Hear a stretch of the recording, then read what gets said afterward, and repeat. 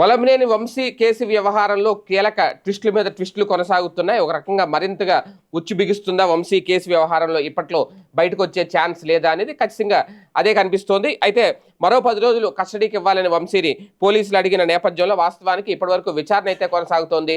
కానీ వలమినేని వంశీ విచారణకు సహకరించట్లేదట.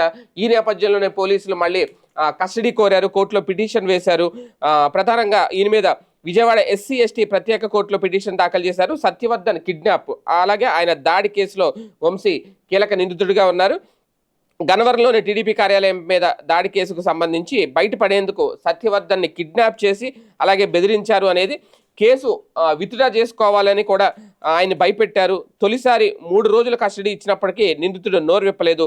కుట్రకు సంబంధించి ఏ విషయాన్ని బయట పెట్టలేదు. ఆయన చెప్పే మాట ఒకటే, నాకు తెలియదు, సంబంధం లేదు, గుర్తులేదు, ఈ మాత్రమే మాట్లాడుతున్నారట. ఈ నేపథ్యంలోనే కేసులోని వాస్తవాలను బయట తీయాలంటే మరొక 10 రోజులు కస్టడీకి ఇవ్వాలి అని చెప్పి పిటిషన్ వేశారు. ఈ కేసులో ఇంకా మరొక 7 నిందితులు కూడా అరెస్టు కావాల్సిన అవసరం ఉంది.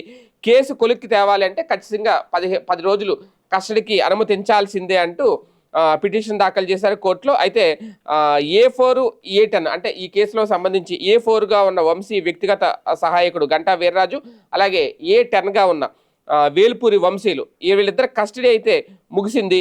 ఈ నేపథ్యంలో పోలీసుల ప్రశ్నలకు వీర్రాజు కూడా నోరు విప్పలేదట. ఆయన కూడా తనకేమీ సంబంధం లేదు, తనకేమీ తెలియదని చెప్తున్నారట. అలాగే అజ్ఞాతంలో ఉన్న మరొక నిందితుడు ఎర్రంశెట్టి రామాంజనేయులు అలాగే డ్రైవర్ అయిన వేల్పూరి వంశీ మాత్రం కిడ్నాప్ దాడిని అంగీకరించారట. తాను వలమినేని వంశీ అతని అనుచరుల ఆదేశాల మేరకే సత్యవర్ధన్ అపహరించి కారులో హైదరాబాద్ విశాఖపట్నం తరలించారు అనేది కూడా ఒప్పుకున్నారట. రామాంజనేయులు కొమ్మాకోట్లు అలాగే ఓలుపల్లి రంగాలు వీళ్ళ స్వయంగా తనకు చెప్పారు అనేది కూడా ఆయన చెప్పుకొచ్చాడట.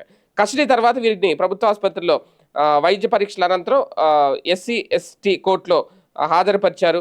అనంతరం తర్వాత మళ్ళీ జైలుకి పంపించారు. అంటే మొత్తం మీద కిడ్నాప్ జరిగింది, కిడ్నాప్ చేయించారు, సత్యవర్ధన్ని అపహరించే అక్కడి నుంచి వైజాగ్ తీసుకెళ్ళి అక్కడి నుంచి హైదరాబాద్ తీసుకెళ్లారు అని చెప్పే ప్రయత్నం అయితే ఖచ్చితంగా సక్సెస్ అవుతున్నారు ఆ విషయంలో పోలీసులు చెప్పించడంలో. కాకపోతే మరొక 10 రోజులు కస్టడీకి ఇస్తే వంశీని పూర్తిగా విచారిస్తామని చెప్తున్నారు. అంటే ఓవరాల్గా చూస్తే ఈ పరిణామాలన్నీ వంశీ ఇప్పట్లో బయటకు వచ్చే ఛాన్స్ అయితే కనిపించట్లేదు.